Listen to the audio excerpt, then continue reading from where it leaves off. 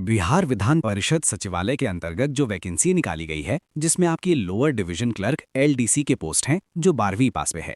इसके अलावा जो है डेटा एंटर ऑपरेटर के पद हैं। इसके अलावा और भी कुछ प्रकार के पदों में वैकेंसी आपकी निकाली गई है। इसका ऑनलाइन आवेदन भी स्टार्ट हो चुका है। मैं आपको एक लाइव फॉर्म फिल करके बताऊंगा स्टेप बाय स्टेप, जिससे आप इस भर्ती के लिए आसानी से फॉर्म को अप्लाई कर सकें। मात्र 100 रुपये का आवेदन शुल्क आपको लग रहा है फॉर्म भरने के लिए, सभी कैटेगरी के लिए, जनरल हो, बीसी हो, एससी हो, एसटी हो, फीमेल हो। चलिए समझते हैं कैसे आपको फॉर्म को भरना है।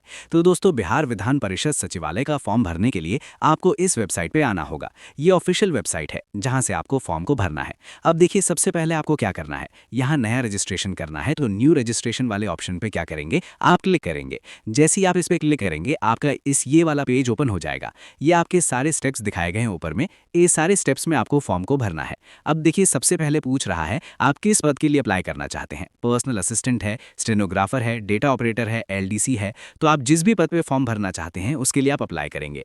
तो आप एक बार फॉर्म भरने से पहले, मैं कहूंगा ना, नोटिफिकेशन को भी जरूर रीड कर लीजिएगा। इसमें आप देखेंगे तो नीचे में आपको क्वालिफिकेशन और नंबर ऑफ पोस्ट्स के बारे में बताया गया। सबसे ज्यादा जो पद हैं फ्रेंड्स, डेटा एंटर ऑपरेटर के पद हैं, 35 पद हैं इसमें, और निम्न वर्ग लिपिक में 10 पद हैं। बाकी आशु लिपिक में 12 हैं और निजी सहायक में 7 हैं। आप थोड़ा सा नीचे आएंगे तो यहाँ पे आपको क्वालिफिकेशन बताया गया क्या, जैसे निजी सहायक के लिए आपको क्या चाहिए, आशु लिपिक में क्या चाहिए, डाटा एंटर ऑपरेटर में आपको जो है 12वीं पास प्लस आपको जो है डीसीए का सर्टिफिकेट होना चाहिए। और यहाँ पे निम्न वर्ग लिपिक में भी आप देखेंगे तो 12वीं पास और हिंदी अंग्रेजी का टाइपिंग, और बाकी डीसीए का कंप्यूटर सर्टिफिकेट आपको चाहिए होगा। यहाँ पे आपको उम्र सीमा सारा चीज़ यहाँ पे दिया हुआ है। परीक्षा की पद्धति भी यहाँ पे बताया गया कि किस तरह से हम यहाँ पे सिलेक्शन करेंगे। एग्जाम पैटर्न क्या होगा, देखिए सबसे पहले आपका रिटन एग्जाम ही होगा, उसके बाद का जो आपका टाइपिंग होता है, स्किल टेस्ट होता है, वो सब आपका होगा, और उसके बाद से आपका फाइनल सिलेक्शन हो जाएगा। तो इस नोटिफिकेशन को आप एक बार अच्छे से रीड करेंगे, इसमें सारी जानकारी आपको दिया गया है। अब चलिए समझते हैं कैसे आपको फॉर्म को भरना है। तो देखिए, यहाँ पे आपको जो है पोस्ट अप्लाइड फॉर, जैसे कि मैंने बताया, आप पहले जो है एक बार नोटिफिकेशन को रीड करेंगे कि किस पद के लिए अप्लाई करना चाहते हैं। तो उसके अकॉर्डिंग आप अपने क्वालिफिकेशन के अकॉर्डिंग आप यहाँ से चूज करेंगे। सपोज हमने यहाँ पे एलडीसी चूज किया। अब एलडीसी में यहाँ पे आपका नाम पूछेगा, आपका कंफर्म नेम, यहाँ पे फादर्स नेम, फिर मदर्स नेम। अब बिहार के निवासी हैं तो आप यहाँ पे यस करेंगे, और सपोज आप बिहार के निवासी हैं तो यहाँ पे आपको कैटेगरी आएगा चूज करने के लिए। तो जनरल हैं, एससी हैं, ईबीसी हैं, बीसी से आते हैं, बीसीडब्ल्यू महिलाओं के लिए अलग से, बैकवर्ड क्लास में महिलाओं के लिए डब्ल्यू लग गया तो वो महिला हो गया।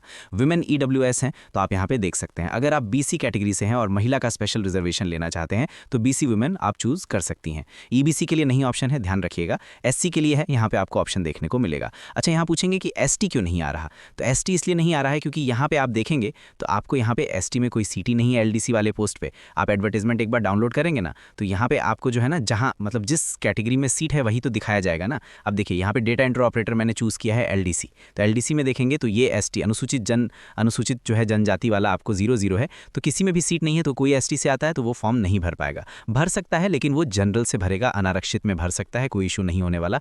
तो वो यहाँ पे कैटेगरी में वो अनरिजर्व चूज करके फॉर्म को भर सकता है। यहाँ पे उनको ऑप्शंस देखने को मिल जाएंगे, ठीक है ना। तो अपने अकॉर्डिंग यहाँ पे कैटेगरी चूज करेंगे। मान लीजिए आप कैटेगरी चूज करते हैं बीसी कैटेगरी सपोज, तो बीसी का आपको कास्ट सर्टिफिकेट, इशू डेट और इशू अथॉरिटी देना होगा।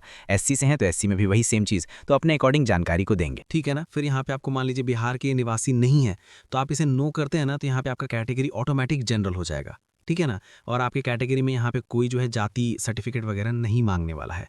ईडब्ल्यूएस वाले में भी आपको ईडब्ल्यूएस की जानकारी यहाँ पे देना होगा। तो इस तरह से आपको भरना है।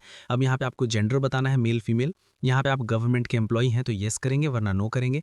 फिर यहाँ पे मैट्रिक के अकॉर्डिंग आपका डेट ऑफ बर्थ क्या है, यहाँ पे आपको डेट ऑफ बर्थ से कैलेंडर से आपको अपना डेट ऑफ बर्थ की चॉइस कर लेनी है, जो भी आपका डेट ऑफ बर्थ है। फिर यहाँ पे आपको नीचे आना है, मोबाइल नंबर लिखना है, confirm mobile number, email ID, confirm email ID, मतलब 2 बार।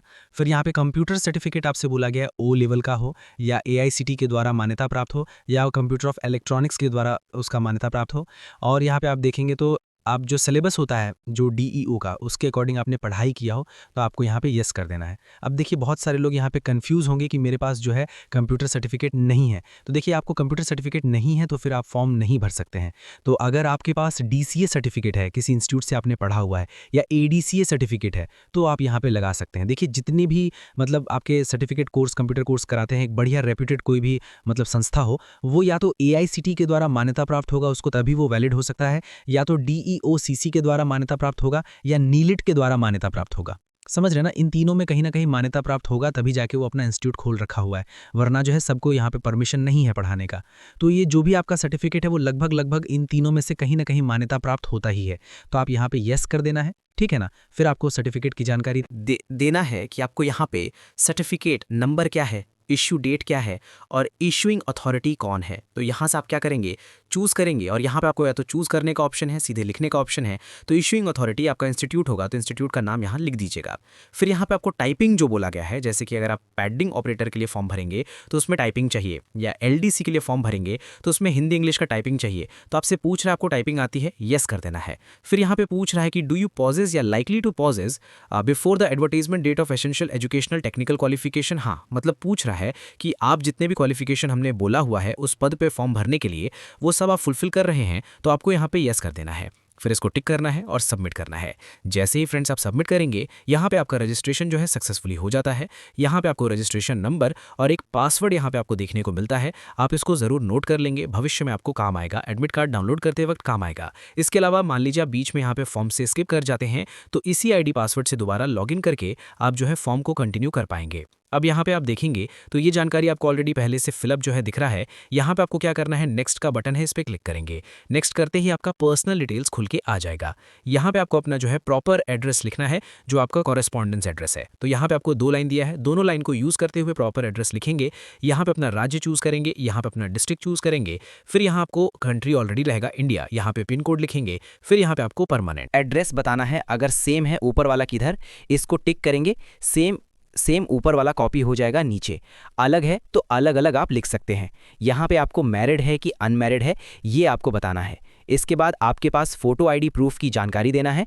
प्लस डीएल है तो डीएल चूज़ कर सकते हैं, पैन कार्ड है तो पैन कार्ड, आधार कार्ड है तो आधार कार्ड।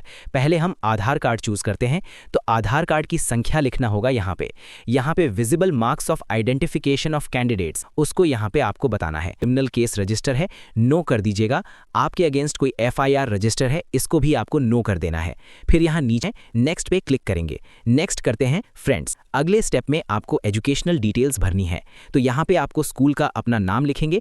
पहले मैट्रिक की जानकारी पूछ रहा है तो किस विद्यालय से आपने पढ़ाई किया, स्कूल का नाम लिखेंगे। फिर बोर्ड का नाम लिखेंगे। फिर पासिंग ईयर बताना है कि कौन सी ईयर में आपने पास आउट किया हुआ है, तो आपको यहाँ पे बता देना है। फिर यहाँ पे स्कीम ऑफ मार्किंग आपका परसेंटेज सीजीपीए है। यहाँ पे देखेंगे तो 2025 का ऑप्शन आपको नहीं देखने को मिल रहा है, जो कि ये बिल्कुल मतलब सही नहीं है, क्योंकि 1 अगस्त 2025 तक रखा गया है।